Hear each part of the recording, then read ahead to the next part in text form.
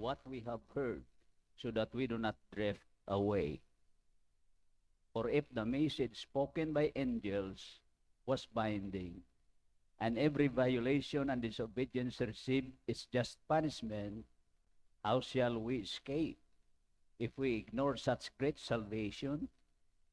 This salvation, which was first announced by the Lord, was confirmed to us by those who heard him.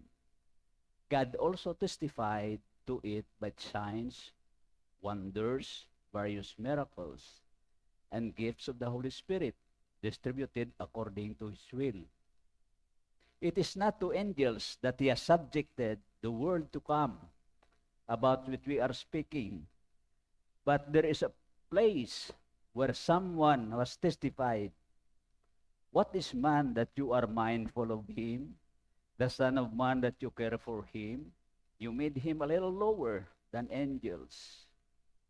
You crown him with glory and honor and put everything under his feet.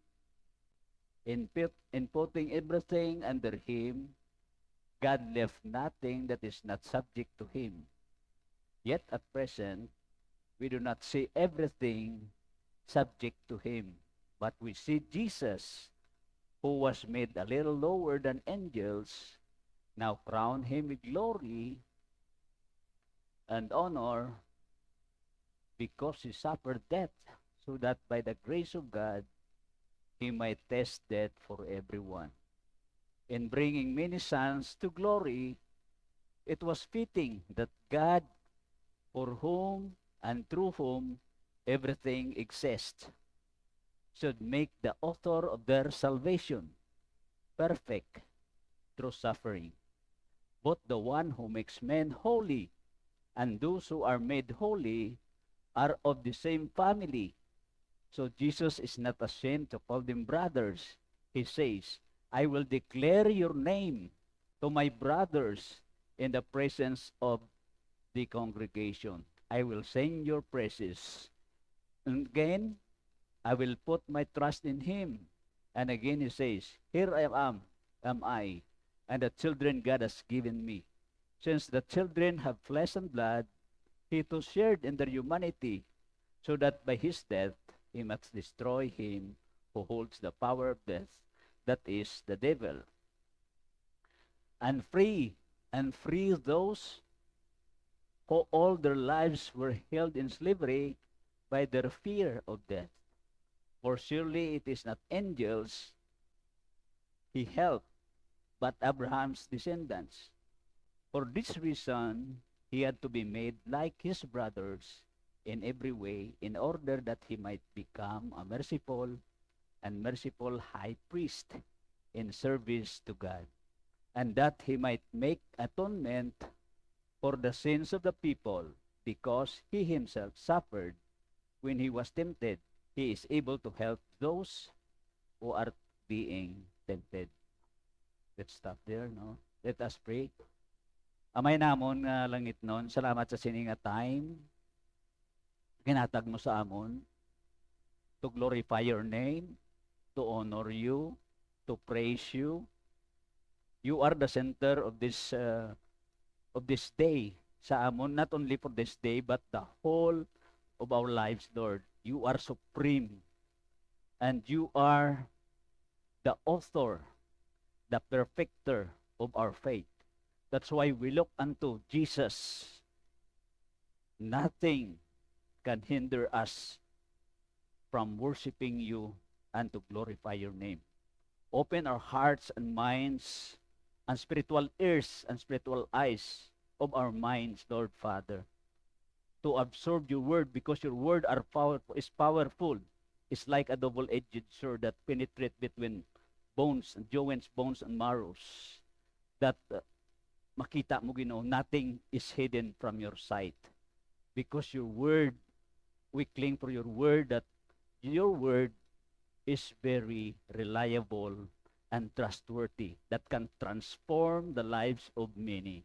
Gani, Lord, ari kami diri subong, nagapangayo kami wisdom, pagi si mublang na Espiritu, to move in the midst of us, that transform us na mag-become like Christ. Father, we thank you and we praise you. In the mighty name of Jesus, we pray. Amen and amen. Plakpakan taliwat si Lord. The title of my message is The Superiority or the Supremacy of Christ in All Creation. Sa aton subong, pwede dayon ma-apply naton subong, no? Sino supreme sa aton na life? Amo rigin ko pili ko, gin reveal sa akon ni Lord. Kapag basa ko sini, ay siling ko, Lord, sometimes daw hindi ka supreme sa akong na life. Supposed to be si Jesus Christ, kung makita mo ginobraya sa cross ng Kalbaryo, amo na aton nga tagaan sing atensyon. Because the Bible, ang tawon natin ng Bible, ang overarching story of the Bible from Genesis to Revelation is the story of God to redeem sinners through Christ Jesus for His own glory alone. Amen? Amo na kay ang structure of the Bible, first is creation, fall, redemption, or restoration. Sakay sino? Sakay Kristo. Di nagalhin ang redemption dito sa chapter 3 sa Genesis. Kay dito na fall ang man. So ang Diyos may hinigugmaon, gusto sang Diyos, ang design niya is to create man forever ang life niya without contaminated of sin. But because man, nagapagusto sila, kay may free will sila, nagsala sila. He chose their own ambition. And they chose ang ilang decisions ila, ang ilang decision. That's why nagasala ang tao. Pero may nagugmao ng Diyos, bisan nakasala ang tao, He bring His only begotten Son. That's why sa Genesis 3:15, until sa Revelation, restoration ang ginaobra ni Lord. Now, what is the connection of the book of Hebrews to the redemptive plan of God? Because ang book of Hebrews is the 58th book of the Bible from Genesis to New Testament. So meaning, kung nabasa mo halin sa Genesis hasta sa Philemon, masunod ang Hebrews, naintindihan mo ang salvific plan of God to man. So the connection of the book of Hebrews sa redemptive plan of God, Jesus Christ is our high priest who took His only holy and sinless blood into the heavenly sanctuary, offering it to God as the eternal atonement for the redemption of the lost. Amo na ang connection sa Hebrews sa redemptive plan of God. Let us first know the background of the book of Hebrews. Anong background ni kay siling sa akon migong pastor niya ko bukat na pastor kun iwali mo. Pero let the Holy Spirit to move in the midst of us so that in order for us to understand what is the intention of the author of the book of Hebrews sa every one of us sa aton kung ma-apply naton. This is written to the Hebrew Christians. The author is not Paul. Hindi pwede nga mahambal kita nga si Paul ang author kay damo mga candidates. Peter, si Isra, sila sinununda. Pero kung basahon yung chapter 2 verse 3, amo na nga ang second generation Christian among author sa akon lang niya. Kay dira ko makita sa chapter 2 verse 3. Those who heard them, who heard sa message ni Kristo nga nabatian naton. Hindi si Paul kay si Paul directly nga nag-reveal si Jesus Christ sa iya. Kung basahon mo ang 1 Corinthians 15, this is the gospel nga nag-reveal sa akon si Kristo. Ginapalinton ko sa inyo itong mga Korinto. Diretso si Paul sa road of Damascus sa Acts 9. Diretso si Lord nga nag-reveal kay Paul. Then according si author sa Hebrews niya, those who heard them ginpalinton sa aton. Meaning, second generation Christians ang author. Now, number 3, the purpose of the book is to warn the believers not to go back to the Judaism despite of persecution. Kay ang audience sang author of Hebrews is Jewish Christians. May tendency sila nga magbalik sa Judaism because makita natin aron. Pero during this time, may persecution sila. Puntunan mo chapter 10, verse 32 to 34. If you look at the whole book of Hebrews, we see Christ is superior than prophet. Chapter 1, verse 1 to 3. Why naghambal ang Diyos sang una sa mga propeta? Subong kay sino gambal si Lord? Sa iyasan kay Jesus Christ.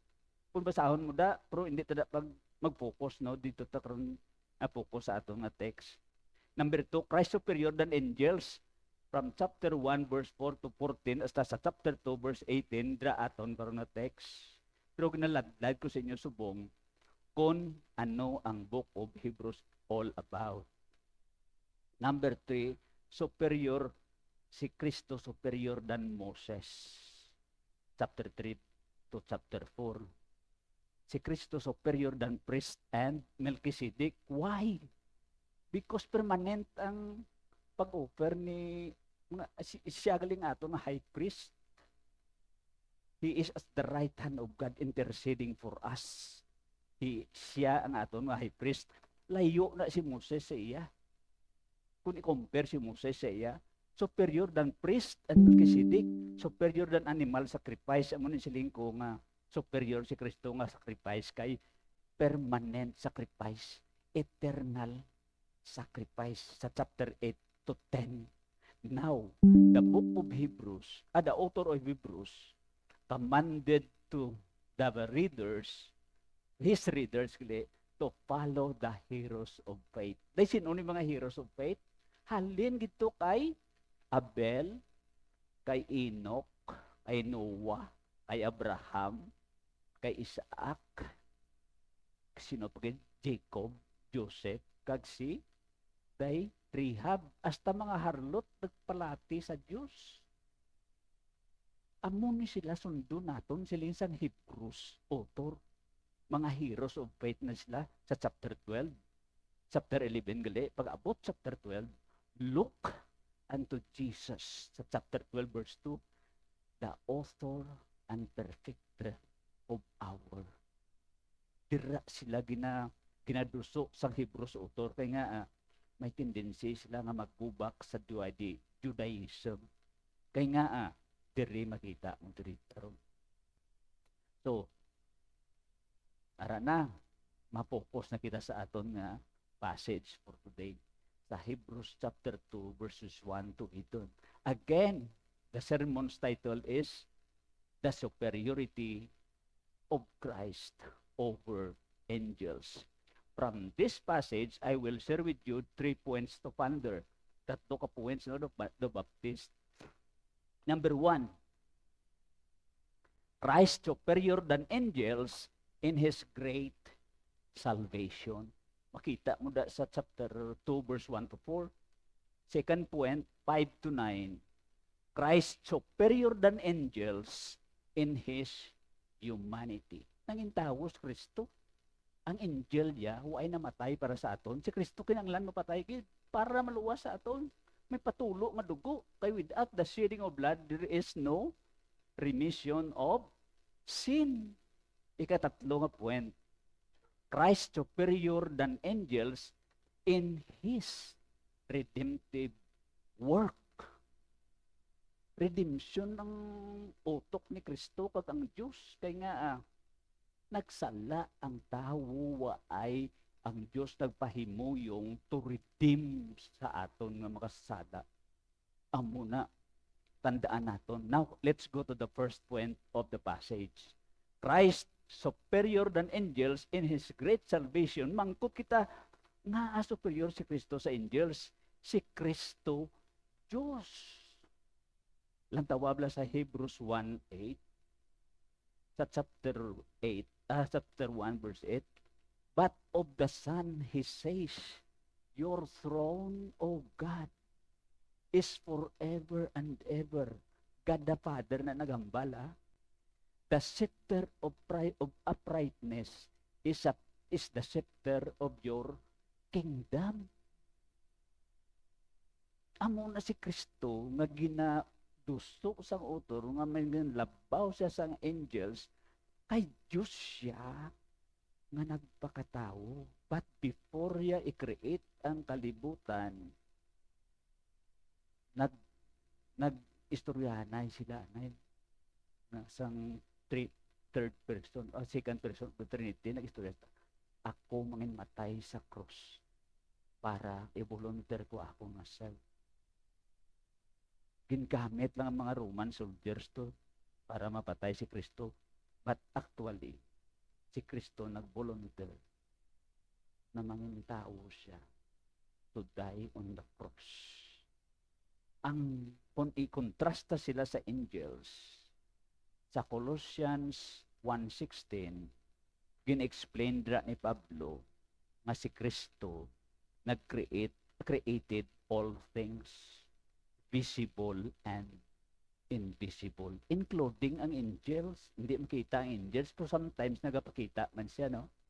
Kasi sila sa Hebrews na ma-entertain kita kay base angels na ang ginagap kadto sa aton balay. Pero nagsiling siya sa Areo, he explained, si Pablo nagambal sa Colossians 1:16, he is the creator of all things and all things for him, para sa iya, sa pag-create siya. Pero ginhambal niya sa ang Diyos nagambal siya anak sa Hebrews 1:6. Again, when he brings the firstborn, sino nang firstborn? Si Kristo, into the world, he says, let all angels worship him. Di nga akong magkagaling sa mindset or framework sang mga Jewish Christians, ay tao lang sa Kristo. Ang angel siya. Grabing angel siya mo. Gingamit man sang Diyos sa paghatag sang 10 Commandments kay Moses sa Mount Sinai. Kung basahon mo ang Exodus 19, kag ang Deuteronomy 33, kung hindi tada magkadto, no? Malawig ta karon. Pero nagsiling siya, again when he brings his firstborn into the world, let's say, let all angels worship him. Kita mo ng contrast, ang Diyos na gambal nga ang anghel ma-worship sa kay Kristo. Kay ang firstborn na si Kristo, wala kag siling ko mas labaw si Kristo sa angel kay hindi mapatay ang angel. Kita mo may napatay ang angel, wala sila kamatayon. Kaya nga, solely ang fallen angels, kag ang si Satanas, kay si Satanas, angel man na mo. Solely haboy sila sa Clarios Inferno, pagapaantuson sila to forever and ever. Kay unredeemable, hindi ma-redeem ang angel kung makasala. That's why kitaya, yung pakita sa author sa Hebrews, mangintao si Kristo in order for him to die, na pagpariho sa aton, na may dugo, may unod, amo na became flesh and dwelt among us.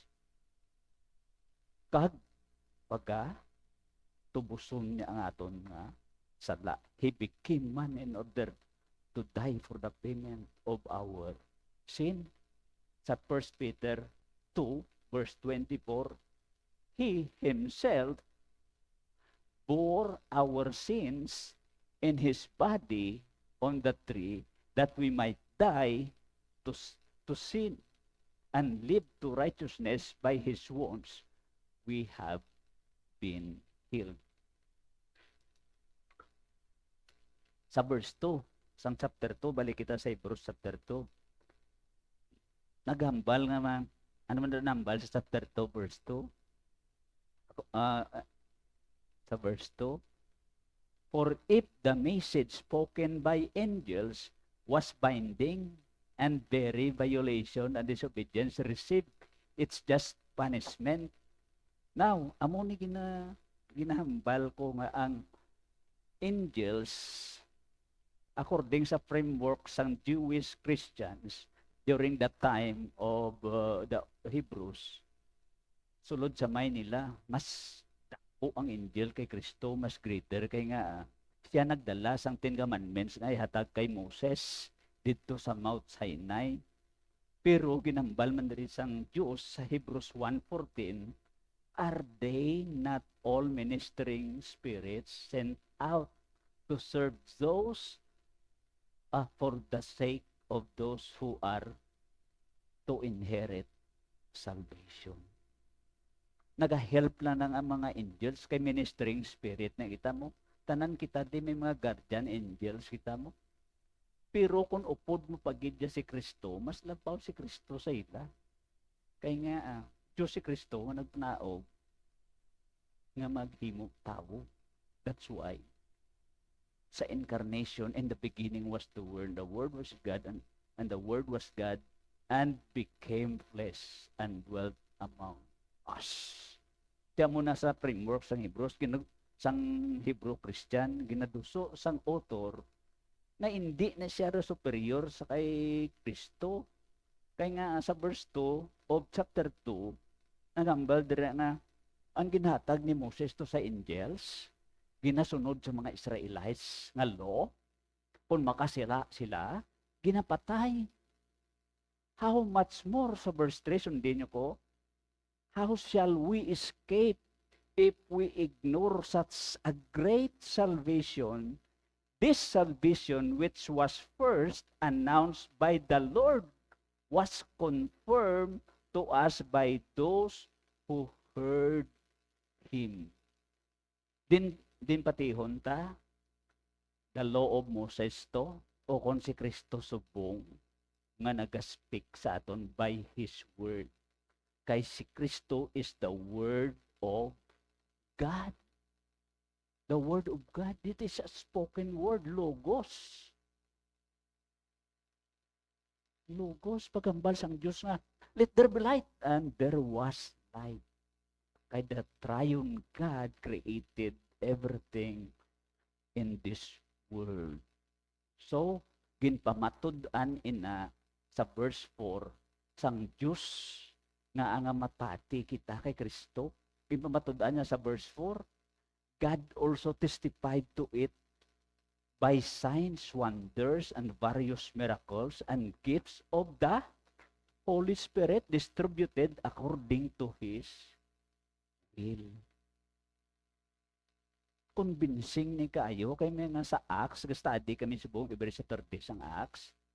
Tanawon mo ang Acts. Through the moving of the Holy Spirit, nothing can hinder sang mga apostoles.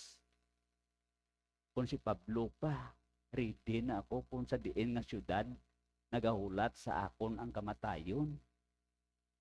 But, ang pinakanami, diri ginaupdan siya sa balaan ng Espiritu. Amo na hambal diri sa Hebrews, God tested. God also testified to it by these signs, wonders, and various miracles and gifts of the Holy Spirit distributed according to His will. Nagalakat si Kristos tubi, hindi ka mong pati. Nabanhaw si Lazarus. Kung si Brother Joel pa, nagapang-ayo sa sang mga paralitik. But ang priority ni Kristo sino? Ginatarget ni Kristo ang spirit, spiritual birth. Kadumdum po sa istorya sa Mark 2, may apat ka paralitik, apat ka tao nga duyayaw ng paralitik. Ano ginuna ni Kristo hambal sa paralitik? Son, your sins are forgiven. Why siya nagsilinga? Son, your paralytic is healed. Why? Kundi ina-address ni Kristo ang priority ang aton nga Espiritu. That's why gina-convince ng author of Hebrews na mas superior si Kristo sa anghel. So nakita ta subong ang superiority of Christ over angels. Ano naman na iya ang great salvation na ginahambal diri sa akon points? Jesus is superior than angels in His great salvation. Ariho, ang tawa nyo bla, sa chapter 1, verse 3 sa Hebrews, Christ purified us from our sin through His death and resurrection. Si Kristo nag-purify sa aton. Kung ano na mong purify, subong ginom ta tubig, purified ni nga tubig, no? Hindi ni na distilled. Limpyo ni. Meaning, ginlimpyuhan ni Kristo nga aton sala. Pananaw sang Diyos sa aton subong. Holy o kon righteous because the imputed righteousness of Christ nga gin-impute sa aton. Ang aton sala, ginhatag kay Kristo. Ginanto siya to sa cross. Ang righteousness ni Kristo, ginhatag yaman sa aton. So kung nagtuo kita sa ginhimo ni Kristo sa cross, we are righteous before God. Therefore, there is now no condemnation for those who are in Christ Jesus. Sa chapter 8, verse 1 sa Romans. Now, kung makadto ka pagid sa chapter 1, verse 18 sang Romans, kay kaakig sang Dios ara sa aton, the wrath of God is upon disobedience. Amon agin kuha ni Kristo. Kuhaon ko na, I will remember their sins no more according sa Hebrews 12, chapter 8, verse 12. Kagtapos, katahom sa Roman diri, kapag abot mo sa Romans 5, pagtuo mo kay Kristo, you are justified. You are declared righteous. Wala ka na sang sala. Hindi ka na pagsilutan sa impyerno. Amo na katahom-tahom nga nangintawo si Kristo. Amo na hindi maintindihan sa mga Hudiyo. Hasta subong. Why nila mag-grasp nga si Kristo nangintawo? Makon mo, hindi ka na malipay nga hindi pa pagdumdumon sang Diyos ang atong nasala. I will remember their sin no more. Sa Hebrews 8 verse 12. Galing, may warning diri ang author.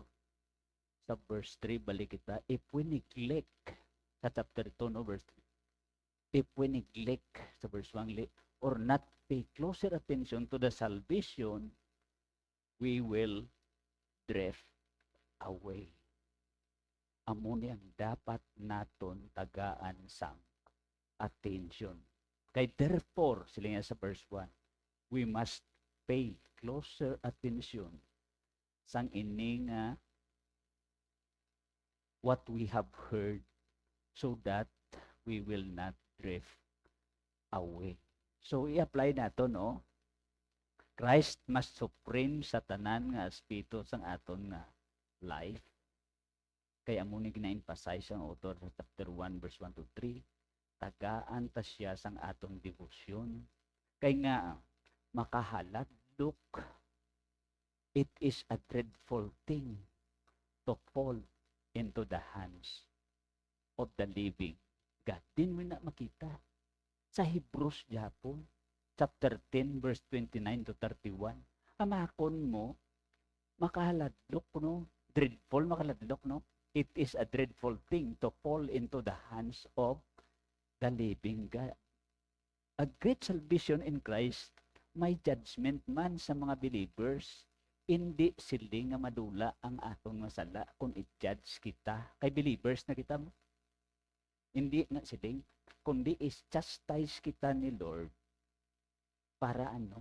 For our own good. Kay tuod-tuod kita nga anak sang Diyos.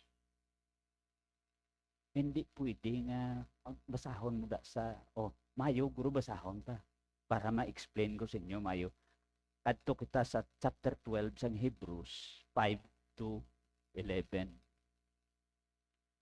Palihog biday Hebrews 12, 5 to 11.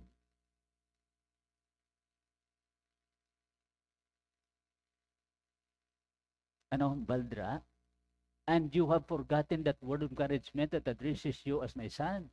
My son, do not make the light of the Lord's discipline, and do not lose heart when he rebukes you. Verse 6, because the Lord disciplines those who loves and punishes everyone he accepts as a son. Sub 7, endure hardship as discipline. God is treating you as sons. For what son is not disciplined by his father? If you are not disciplined, under God's discipline, when you are illegitimate child ka, hindi ka tuod nga anak sang Diyos. Kundi ka pagdisiplinahon. Pero ang tuod nga anak sang Diyos, ginadisiplina iya. Kay kalaway nga disiplinahon ako, madisiplina sa anak ni Tutsi, Sister Tutsi, hindi na pwede. Minanay siya. Ang ako ng anak, disiplinahon ko, kay nga, para sa iya kayuhan. Amo na ginahambal sa Hebrews 12, 5 to 11. Illegitimate child ka kon hindi ka tuod ng bata, hindi ka pagdisiplinahon, pero kung tuod kang bata, ari mo ay, disiplinahon ta ka para magbalik ka sa akon. Muna ang pagkakatuyuan sang author sang Hebrews na magpangabuhi kita, sundon naton ang mga heroes of faith sa chapter 11. Now, i-apply nato, no? Kay nabutan sa chapter 2 verse 1, madrift away kita. Ano himuon naton para hindi kita ma-drift away? Do not drift away from God. No? Fellowship kita perimetro prayer. Do not drift away from reading the Bible. Kay dra kita nagatapik sa aton nga vision. Let the word of Christ dwell in you richly. Why siya nagjambal dra si Pablo nga, let the word of Christ dwell in you. Kundi may ara nga superlative, degree, richly. Pamanggaranunon ta nga aton nga, tagipusoon, sang pulong sang Ginoo, kay nga, sa Psalm 119 verse 11, your word is hidden in my heart so that I will not sin against you. Kung puno sang pulong sang Diyos ang aton nga mind, hindi kita makasala sa Diyos. Do not drift away from fellowship to one another. Kinkaman ina sa Hebrews 10:25, do not give up meeting one another. That's why naga-discipleship kita, ga-fellowship kita, para nga as iron sharpens iron. Amo na mag-engage kita, pero kung kulang kada sa fellowship, you will drift away. Don't drift away from prayer. Don't drift away from your devotion. Himuon ta ini. Kay ini tanan kaman. Imperative na. Budlay kung hindi magkaman. So ano naman ang mga bagay, mga examples, nga nagapalayo sa aton, nag-drift away sa aton, no? Pero ginlista ko diri, kay kundi kung nagasakay ka sa jeep, no? Kung mga slakyan ka, di mo kasama natin siya, no? Pero kung ikaw ka passenger jeepney ka, 95% matanaw mo sa mga pasahero, nagauyat sa cellphone. Kis aga lapaw sila sa ila panaugan, kay may siling ang driver, di mo na, ay, nagsiling na ko ginapro gauyat mo, no? Gadget, gadgets. Mga gadgets ni, nami man ang gadgets kung gamiton mo sa ginarian sang Diyos. Pero kung amuna makapa-drift away sa imo sa pulong sang Diyos, delikado. Delikado na. Kaya pagtanaw mo sang cellphone, oops, damo, ginawa. Kisa ako ma-enjoy man. Pero why ko da pagpuan? Why ko da pag gani? Why ko da pag nga akong buot? Kundi nga, oops, Lord, basi ma-drift away ako.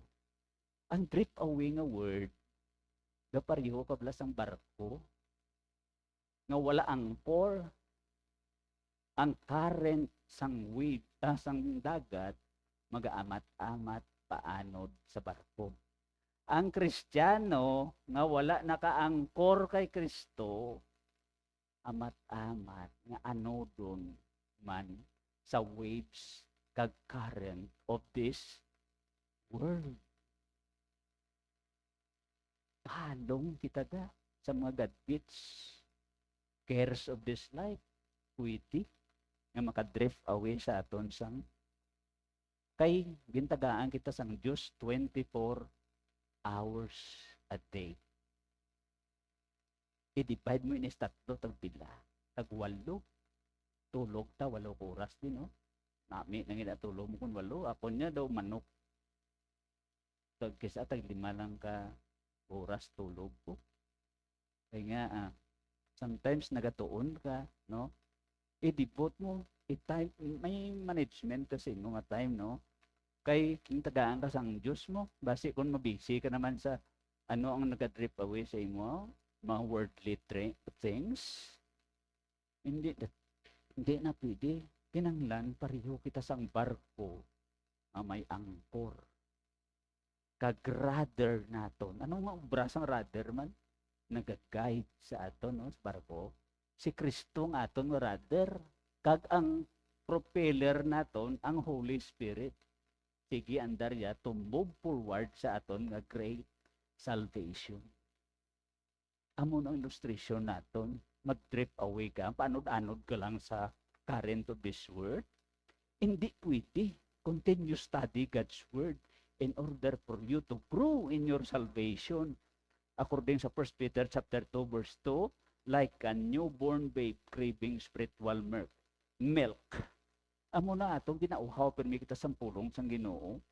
Kag siling ni Pablo, pray without ceasing, fellowship with other Christians. Amo lang nang application ta. Now, sa second point, Christ superior than angels in His humanity. Sa pagkatao ni Kristo, sa 5:9 sang Hebrews. Kita mo da, nambal sandal sang author nga, now it was not the angels that God subjected the world to come, of which we are speaking about. Ginkot sang author dito sa Psalm 8. Ang pamangkot sa Psalm 8, what is man that you are mindful of him? You created a little lower than angels. No? Nag-refer na siya, o nagit, pero si Kristo nagnatumod sang salmista. Kay ano mo lang kita nga tao compare sa mga galaxies, kung ang Kansas pa nga kanta, dust in the wind, no? We are all dust in the wind, no? Dust in the wind, all we are is dust in the wind. No? Kuan lang kita yabok sa hangin o kung naging obras ang Diyos kagin huypan. Paano kita kumparar sa mga galaxies, billion of galaxies, mga bituon? What is man that you are mindful of him? Amo nang nami. Kay ang tao been create in the image of God. Kag si Adam at si Eva, tagaan dominion. Pag-create sang Diyos sa ila, no? Have dominion over the birds of the air, the fish of the sea, the beast of the field. Pero pagkasala nila, na-lost na nga dominion. So, ari si Kristo, tanawon nyo sa verse 9, but we see Jesus. Why kumayo may explain ang Psalm 8? What is man that you are mindful of him? No? Lower i-crown him with glory. Diri sa duta, ginkoronahan sang Roman soldier si Kristo sang thorns. Pero dito sa heaven, anong ginkorona? Honor and glory. Kita, among man sina. Kung ato ta upod kay Kristo sa heaven, pinakronahan kita sang crown. Diri, si Christ superior than angels in His humanity because mapakatao gid si Kristo. Ginkot ina sang salmista, ang the Son of Man that you are mindful of him, gindalayan na dito sa Daniel 7:13 to 14 nga may vision si Daniel like a son of man. Amo nang title nga nagkadto sa ancient of days, gintagaan dominion, power, language, nga ang tanan nga nations mag-obey sa iya, mag-bow down sa iya, worship din, and his kingdom will last forever. Ginkot na nila dito sa Daniel. Pero maglawig, basa para hindi na maglawig, ginpang prophesied na sa Old Testament nga mangintawo si Kristo according sa Isaiah 7:14, Isaiah 9:6, for unto us a child is born, unto us son is given, and the government will be upon his shoulders. Amo na nga maga sa ulihi nga mga adlaw si Kristo magadominar sa bug-os nga kalibutan sa siya millennial kingdom. Amo na siling nila no sa mga theologians. Kung basahon mo ang Isaiah 11, ang mga leon nagaharap hilamon. Ang mga bata ginabutang sa buo sang kubra, hindi magat ang kubra. Amo nakatahom nga i-restore ni Lord ang kingdom. Way na sa inaway. Puro subong. Kadto kablasad din ang lion. Kaya gusapon ko sang leon. Di ba? Pero sa second kan. Nagmiguhay na mga leopard. Hiniulid lang sila kag ang mga bataan. Amo na ma-restore ni Lord sa ulihi ang kingdom of God sa iya millennial kingdom. Basahon mo sa Revelation 1:8, 1:6, kinahanglan gid nga mangintawo si Kristo da mag-reign. Nga superior si Kristo sa his humanity sa anghel. Kay 100% God, 100% man. Amo na ginatawag naton nga hypostatic union of Christ. 100% God, 100% man. Amo na nga wala sing makatupong kay Kristo diri sa kalibutan. Kung sa Greek word pakenosis, ginaposes ni Kristo ang duha ka nature, hypostatic union of Christ. Now, i-apply naton subong no sa pagkatawahanon ni Kristo. Paano siya nga nagtawo siya? Kay siling sa mga Jewish Christians, hindi magpati kay Kristo kay tawo lang. Tungod sa pagkatawo ni Kristo, Christ suffered for us. Christ suffered not for his own, para gid sa aton. Kitaya ga-suffer for Christ. Why kita ga-suffer for Christ po? Suffer man no? Kay kung sahon mo ang Mark, application sang Mark, chapter 8, verse 34, if you want to follow me, deny yourself, take up your cross, and follow me. Din gani damo cross. Sa patio. Kay diri isa lang diaton cross. Meaning, ready ka na mangin matay if you want to follow me. Why na nila pulos lawas ta para lang sa kay Kristo? Siling ni Pablo no, consider myself as mga achievements ko to, rubbish to, wala to pulos, kwanto, basura. To know Christ is better. Last point, Christ superior than angels in his redemptive work. Kadto kita sa verse 10. Dira ko maipakita sa inyo how the suffering of Jesus Christ made complete or fitting or perfect his work of salvation. Number 1, sa verse 10, nang tawa niyo bla. After this I look, behold this suffering bringing many sons. Sala, galing ako na, no? Dito sa verse 10. Sa verse 10 na kita. In bringing many sons in glory, is fitting that God, for whom and through whom everything exists, should make the author of their salvation perfect. Perfect ni Kristo ang iya work, hindi nga sa iya as a person. Ang work of redemption niya kay brings many sons. So, si Kristo, ikadua, through his suffering, we are made family. Oh, family. Sa verse 11 to 12, we call them brothers. Ginkote na sa Psalm 22, verse 22. I will declare in my brethren. Sa number 3, through his suffering, he destroyed the devil and his power of death. Wala na sing kahadlok kita mapatay kay nga gindestroy na ni Lord ang si Satan na may power of death. Kabasa ka mo sang Job, hindi pagtugutan sang Diyos mapatay ang iya bata kung hindi ka lisensya si Satanas sa iya may hips. That's why si Jesus diri gindestroy ang death sa 1 Corinthians 15, o death, where is your sting? Number 4, makita natin na sa verse 15 or 14, no?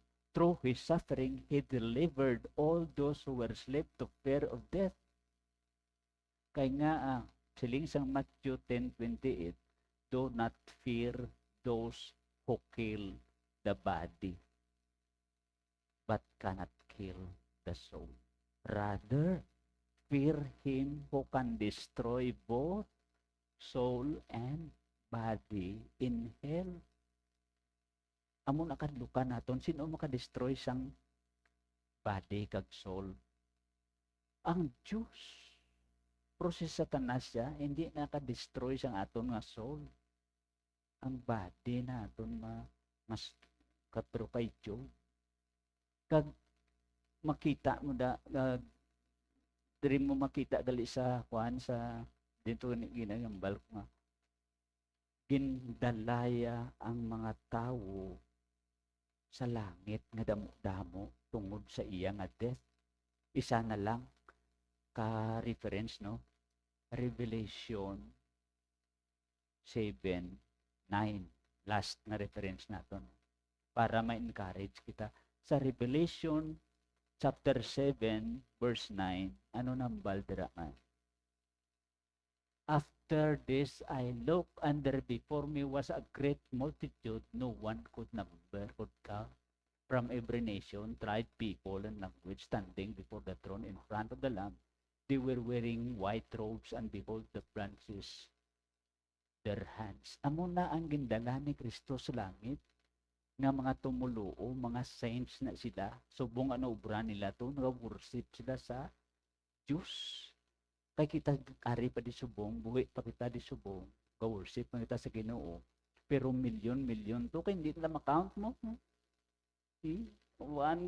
No one could count. Hindi maisip. Kita subong niya, so why gini kita dali sobra 200, no? Pero nag-worship pa kita sa Ginoo. Pero ayhan pagit sa langit, damo pag ito mo-worship sa Ginoo. Amen? Amo na naton nga ma-benefits sa pagkatao ni Kristo sa iya redemptive work of salvation. Through his suffering,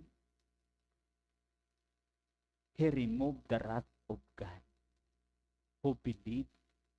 Siling ko kagina to blaw, a wrath of God, ginkuha na ni Lord ang kakik sa Diyos. Kaya sa Romans 5, we have peace with God. Through his suffering, he can help us when we are tempted. That is the result why Jesus would suffer. Kung may nagatintar, may temptation to subong, makabulig si Christ sa aton, kaya nga, kaagis Jesus Christ time ni Satanas, chapter 4 sa Matthew, no? Why magdaog Satanas? Subong, kung may temptation ta, kadto kay Kristo. Kay siya mag-help sa aton, kay kaagyan na ina ni Kristo, kay nangintawo siya to embrace humanity nga matintar siya, pero wala siya nagpadala. Now, dito ma-end. Si Kristo, superior than angels, because he suffered to redeem us. Sino superior sa aton subong? Sa aton po pangabuhi? Si Kristo. Amen? Ngamuyo kita. Ginoo salamat sa siningat time na nag-remind sa amon nga you are the superior supreme of our lives, Ginoo. Salamat gid sa imong pagpakatawo sa pag-redeem sa amon kag sa pag hatag sa amon sa mga benepisyo nga hindi na kami pagsilutan, hindi na kami pagkondinahon, hindi na kami makadto sa impierno. Kaginkuha mo, Ginoo, ang kaakig sang Dios sa amon. Salamat gid Lord nga permi kami magkling sa imo, mag-angkor sa imo pareho sang barko na nakaangkor sa higad sang baybay. Gani Lord, ikaw lang amon nga propeller nga nag-guide sa amon sa daw-daw ng mga pangabuhi. For glory and honor and thanksgiving we bring back to you. In Jesus' mighty name. Amen.